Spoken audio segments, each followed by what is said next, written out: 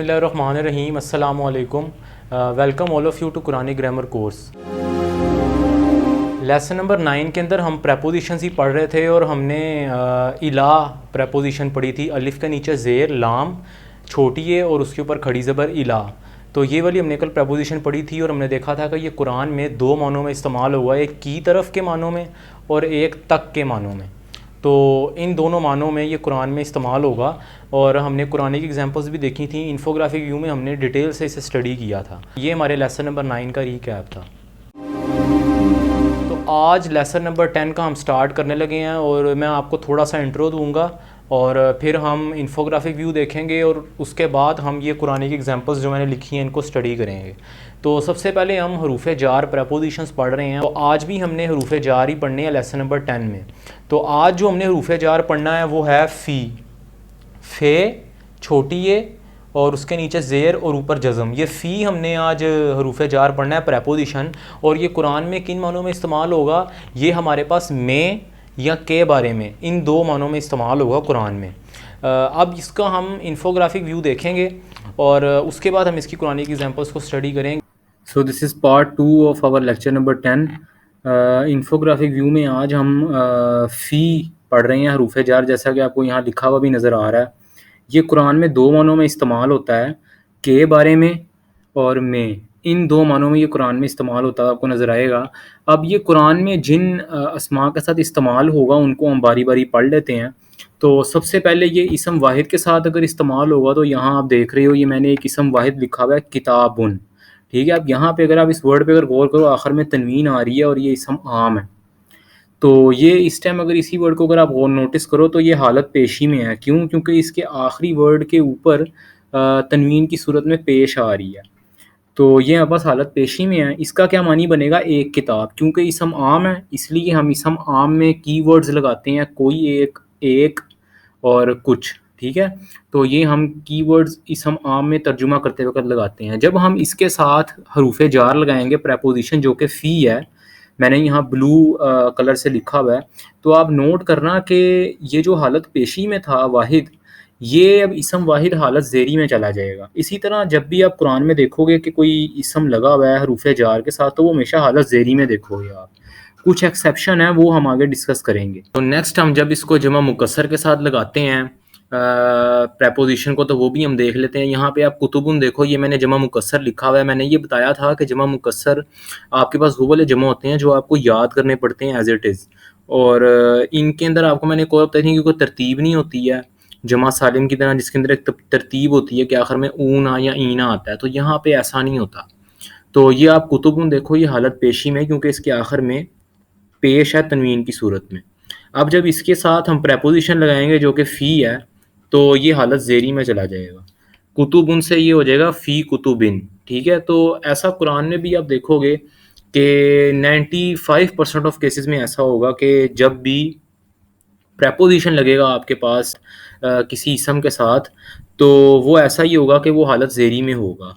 लेकिन कुछ केसेस हैं जिसके अंदर ऐसा नहीं होगा, वो भी हम डिस्कस करते हैं। लेकिन यहाँ पे आप मानी देखो कि कुतुब उनके मानी किताबों, और जब इसके साथ फ़ी लगेगा तो इसका मानी हो जाएगा किताबों में। ठीक है, अब नेक्स्ट हम जमा मुज़क्कर सालिम देखते हैं। यहाँ पे आप नोट करना कि मुस्लिमीना। ठीक है, तो ईना आ रहा है, मैंने ये भी बताया था कि ईना और ऊना जिनके साथ आता है वो जमा मुज़क्कर सालिम होते हैं और ये दो से ज़्यादा के लिए इस्तेमाल होते हैं। तो इसलिए इसका मतलब बनेगा दो से ज़्यादा मुस्लिम मर्द। चूँकि मुज़क्कर की बात हो रही है इसलिए यहाँ मर्द आया और फ़ी मुस्लिमीना। ठीक है, तो फ़ी लगेगा इसके साथ तो आप देखो कि ये हालत ज़ेरी में नहीं गया, ये एक एक्सेप्शन है। ठीक है, तो जमा मुज़क्कर सालिम में जब भी आप देखोगे कि उसके साथ प्रेपोजिशन और रूफ़ जार लगे हुए हैं तो वो हमेशा हालत ज़बरी में होंगे, हालत ज़ेरी में नहीं जाएँगे, वो अपनी असल हालत में ही रहेंगे। इसी तरह जिन अस्मा के आखिर में खड़ी ज़बर आती है वो भी अपनी असल हालत में ही रहेंगे हरूफ जार लगने के बाद भी। ठीक है, तो इसका क्या मतलब बनेगा, दो से ज़्यादा मुस्लिम मर्दों में। ठीक है, फ़ी के मानी मैं बता चुका हूँ कि में और के बारे में, इन दो लफ्ज़ों में, इन दो मानों में ये इस्तेमाल होते हैं। इसी तरह नेक्स्ट हम देखते हैं जमा मुअन्नस सालिम फ़ी मुस्लिमातिन। यहाँ पे आप देखोगे इसका मानी क्या बनेगा, दो से ज़्यादा मुस्लिम औरतों में। ठीक है, तो यहाँ पे जमा आया है इसलिए औरतों इस्तेमाल हुआ, मुअन्नस है इसलिए औरतों इस्तेमाल हुआ। ठीक है, और फ़ी के मानी क्या है, में। तो ये आज हमने कुछ बहुत शॉर्टली मैंने आपको कुछ एग्जांपल्स बता दी हैं जिनके साथ फ़ी इस्तेमाल हो रहा है, ताकि आपको थोड़ा आइडिया हो जाए कुरानिक एग्जांपल से पहले। तो अब हम कुरानिक एग्जांपल्स की तरफ चलते हैं और इसको मज़ीद समझते हैं। So this is the part 3 of our lesson 10। We'll study Quranic examples. हम इनको वन बाय वन पढ़ेंगे कुरानिक एग्जांपल्स को। हम आज प्रेपोजिशन पढ़ रहे हैं फ़ी। तो इसके जो कुरान में मानी जिनमें ये इस्तेमाल होता है, ये में और के बारे में, इन दो में इस्तेमाल होता है। यहाँ पे मैंने जो 6 वर्ड्स लिखे हैं हम उन्हें वन बाय वन स्टडी करना शुरू करते हैं। और सबसे पहला जो हमारा वर्ड है वो है फ़िल आखिराती। ये मैंने सूरह बकरा की 184 आयत से लिया है। फ़िल आखिराती, इसके मानी क्या है? आखिरत में। इसका अगर हम एनालिसिस करना शुरू करें तो ये फ़ी, ये एक हमारे पास प्रेपोजिशन है, ठीक है। जैसा कि मैंने आपको पहले बताया हरूफ जार है। मैंने बताया था हरूफ जार के साथ जब भी कोई इसम आएगा तो उसके आखिरी हर्फ पर हमेशा ज़ेर होगी। यहाँ पे आप देखो इस आखिरी हर्फ के नीचे ज़ेर है, ठीक है। यहाँ पे आप देखो इस इसम के स्टार्ट में अल लगा हुआ और आखिर में तनवीन भी नहीं है, तो ये हमारे पास इसम ख़ास है, ठीक है। फ़िल आखिराती, आखिरत में। मैंने बताया फ़ी में के मानों में या के बारे में, इन दो मानों में इस्तेमाल होगा तो आखिरत में इसका मानी बनेगा। तो नेक्स्ट जो हमारे पास एग्जांपल है वो है सूरह बकरा की 256 आयत और फ़िद्दीनी। ये वर्ड मैंने इस आयत से लिया, सूरह बकरा की 256 आयत से। तो यहाँ पे आप देखो कि फ़ी हमारे पास प्रेपोजिशन है। नेक्स्ट हमारे पास ये जो लफ्ज़ है अद्दीनी, ठीक है, फ़िद्दीनी, ये जो ये लफ्ज़ है फ़ी के बाद, इसको आप गौर करोगे यहाँ पर अल साइलेंट है और दाल पर तशदीद है। ये ऐसा कब होता है? जब हमारे पास हरूफ शमसी हो, ठीक है। तो हरूफ शमसी कौन से होते हैं वो भी हम नेक्स्ट लेक्चर्स में इंशाल्लाह स्टडी करेंगे, लेकिन अभी आप सिर्फ इतना याद रखो कि हरूफ शमसी आपके पास जब भी आएगा तो उसके ऊपर तशदीद आएगी और उसके पीछे वाला जो अल्लाह है वो साइलेंट हो जाएगा। फिर दीनी, ठीक है। तो इसके मानी क्या बनेंगे? दीन के बारे में, ठीक है। ये देखो के बारे में, इन मानों में ये कुरान में इस्तेमाल हुआ है। में और के बारे में फ़ी के मानी होंगे, ये दो मानों में कुरान में इस्तेमाल हो सकता है, ठीक है। अब यहाँ पे आप एक और बात नोट करोगे, हमारे पास इसम ख़ास है, क्यों? क्योंकि इसमें आखिर में तनवीन भी नहीं है और स्टार्ट में अल्लाह है, जो कि हरूफ शमसी की वजह से साइलेंट हो गया, ठीक है। नेक्स्ट हमारे पास जो एग्जाम्पल है वो है फ़िल बहरी। फ़ी देखो प्रेपोजिशन है जो मे के मानों में इस्तेमाल होगा, और फ़िल बहरी यहाँ पे देखो अल लगा हुआ है और आखिर में तनवीन भी नहीं है, ठीक है। तो ये इसम ख़ास है, तो ये इसम ख़ास है और ये मैंने सूरह बकरा की 164 आयत से लिया और इसके मानी है समंदर में, ठीक है। तो नेक्स्ट हमारे पास जो एग्जांपल है वो है फिस समावाती। अब देखो यहाँ पे भी वही कुछ हो रहा है कि सीन के ऊपर तशदीद है और पीछे वाला अल साइलेंट है, तो ये सीन क्या है? हरूफ शमसी है, ठीक है। ये हरूफ शमसी पढ़ने से पहले ही आपको मैं बता रहा हूँ, अब देखो दो एग्जांपल्स आ गई हैं, आपको पता लग गया कि सीन भी हरूफ शमसी है और दाल भी हरूफ शमसी है, ठीक है। तो ये लफ्ज़ है फिस समावाती। यहाँ पर आप गौर करो कि ये आपके पास आ रहा है, यहाँ पर आखिर में आपके पास ज़ेर आ रही है और स्टार्ट में अल है, तो ये क्या है? इसम ख़ास है, ठीक है। फिस समावाती, ठीक है। इसका क्या मतलब है? आसमान में, ठीक है।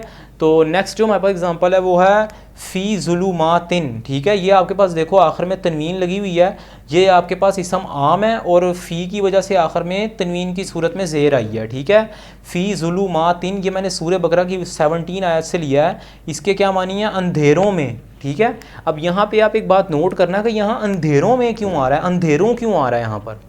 अगर आपको याद हो तो आपने अगर मेरे लास्ट लेक्चर सुना हो जिसमें हमने जमा सालिम पढ़ा था और मैंने उसका अलहदा से एक लेक्चर बनाया था, और वो जमा सालिम मुन्नस के हमने पढ़े थे।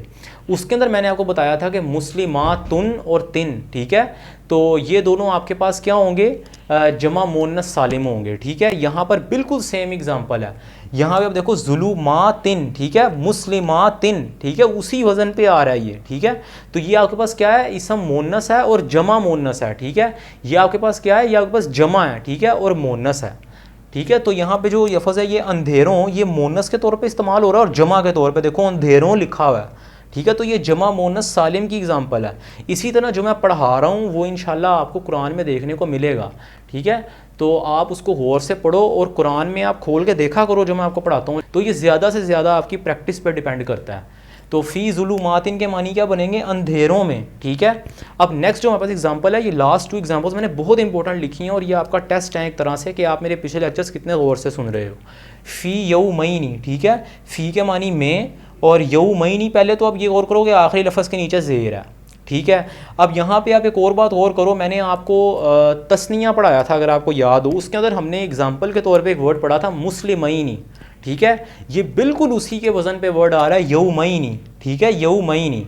ये बिल्कुल उसी के वज़न पे वर्ड आ रहा है। और इसके क्या मानी है, देखो यहाँ पे 2 दिन में, मैंने बताया था कि तस्निया पर्टिकुलरली 2 के लिए इस्तेमाल होगा, चाहे वो जानदार हों चाहे वो चीज़ें हों, वो 2 के लिए इस्तेमाल होगा पर्टिकुलरली। यहाँ आप देखोगे 2 दिन में लफ्ज़ आ रहा है, क्या मतलब कि आपने देखते साथ ही पहचान लिया कि ये हमारे पास क्या वर्ड है, तस्निया है। ये मैंने आपको कुरान की एग्जांपल से आपको बता रहा हूँ कि कैसे जो हम पढ़ रहे हैं वो कुरान में एप्लीकेबल है, ठीक है। तो आप यहाँ पे अगर गौर से मेरे लेक्चर लोगे तो इंशाल्लाह कुरान पढ़ने में आपको और समझने में आसानी होगी। तो ये फ़ी यौमैन हमारी एग्जांपल है, इसका मानिए 2 दिन में।